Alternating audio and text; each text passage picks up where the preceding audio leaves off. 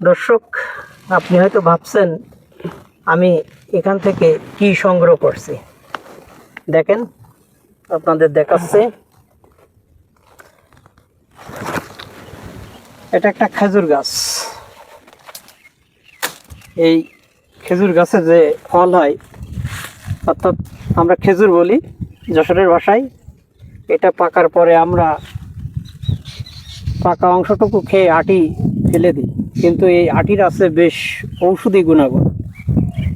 এটা যদি আমরা পানি দিয়ে ভালোভাবে পরিষ্কার করে রোদে শুকায়ে তারপরে কড়াইতে করে ভেজে, সুন্দর করে ভেজে যদি গুঁড়া করে চাপাতির মতো তৈরি করে বয়ম ভরে রেখে পরবর্তীতে আমরা চা হিসেবে গ্রহণ করতে পারি।